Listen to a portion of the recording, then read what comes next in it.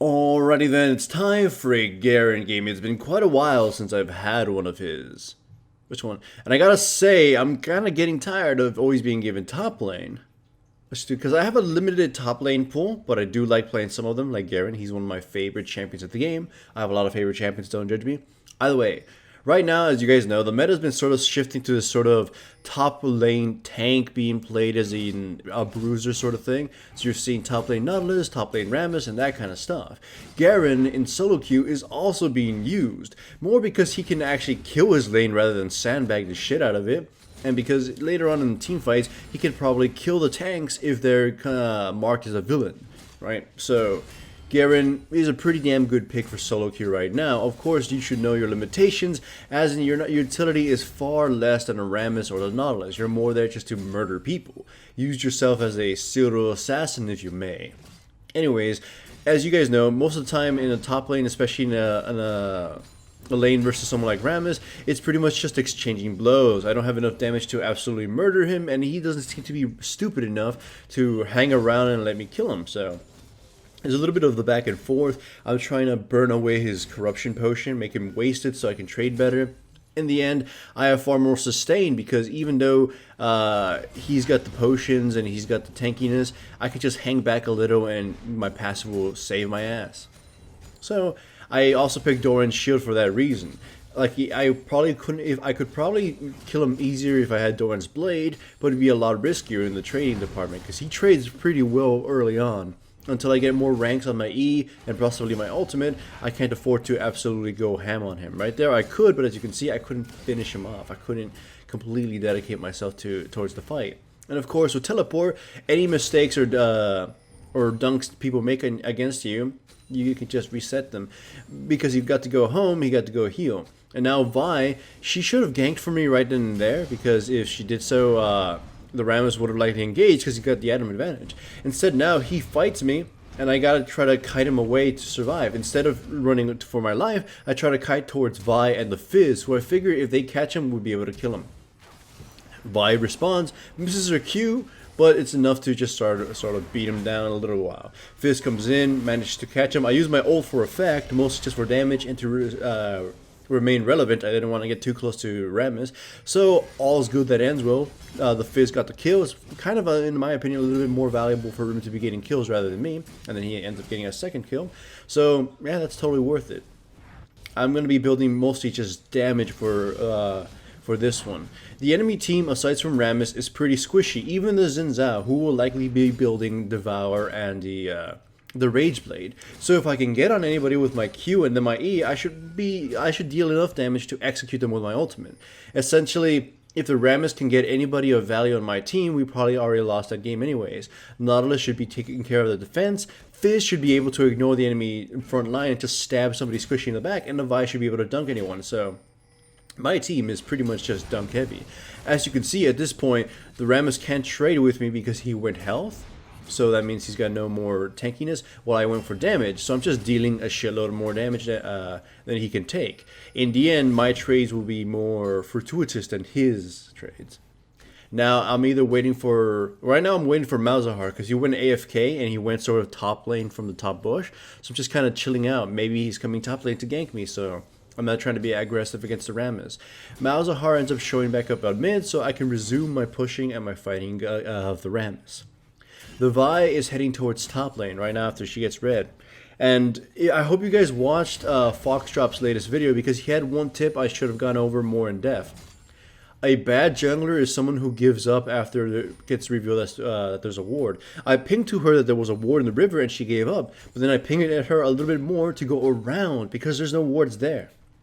A good jungler knows that just because something is warded doesn't mean you can't gank it. It means you have to approach it a little bit differently. We easily kill Rammus. I don't even have to blow my ultimate. But there was one critique I have about that. She didn't need to burn her flash. The Rammus had no flash. He had used it prior, I believe. Yeah, I think it would still likely be on cooldown. But even then, her ultimate alone would have just caught him rather easily.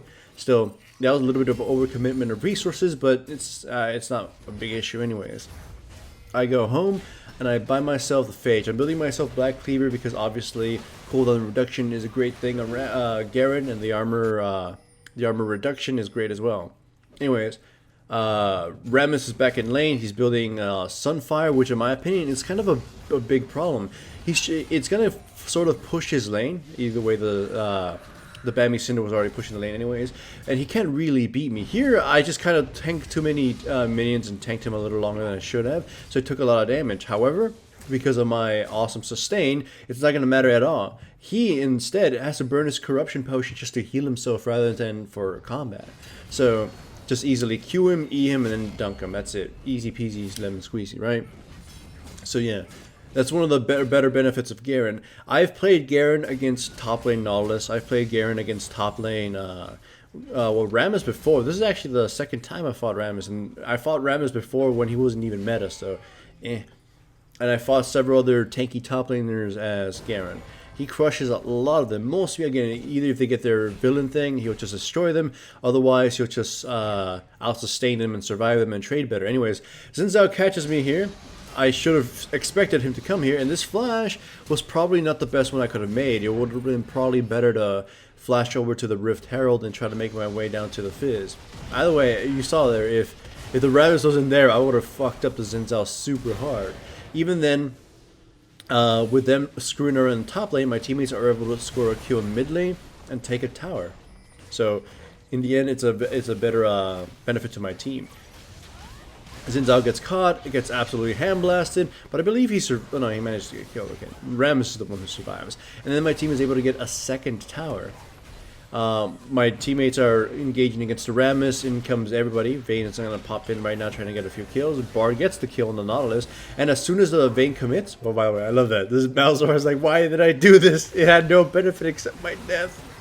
Vayne's going to come in against the Vi, and as soon as she tumbles forward, I teleport in. Just because I know she's not going to escape me. She managed to not kill anybody, and we turn the tide around her, and we push towards the inhibitor, quite early for the inhibitor. Now, of course, one of my favorite things is doing as Garen. Anybody gets close, they realize, holy shit, silences are fucking broken, and he easily gets fucking destroyed. Plus, you have the villain thing, which makes it even more laughably easier to kill him. So hooray for Garen.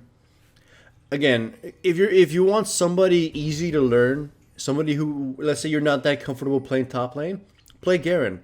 He's very easy to learn, and he's very, very punishing. Like I've said before, one of my favorite types of champions are the Punisher type of champions. The ones who, oh, the enemy does a slip up or the enemy does something fucking dumb, he just destroy them. He just completely shuts them down.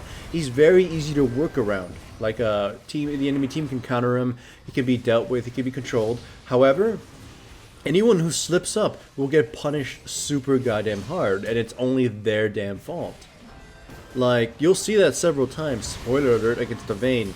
Who, if you don't tumble properly against the Garen, you should expect to die a really brutal death. That's all I'll say. But yeah.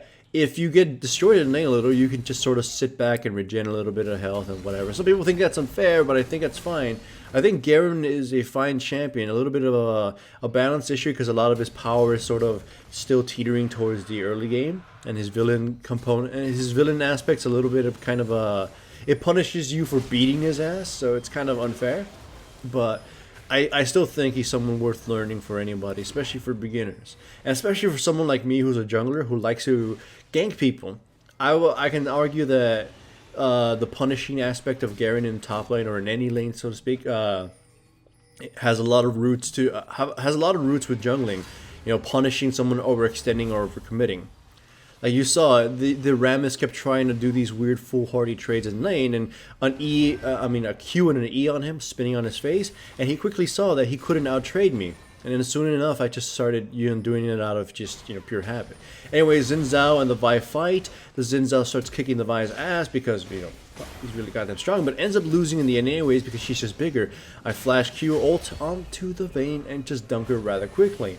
Now, speaking of overcommitting and making mistakes, Ezreal and I just try to kill these three people, and the Ezreal pretty much gets dunked down. I get CC'd against the wall, and long enough for the turret to basically eradicate me and then finishing me off.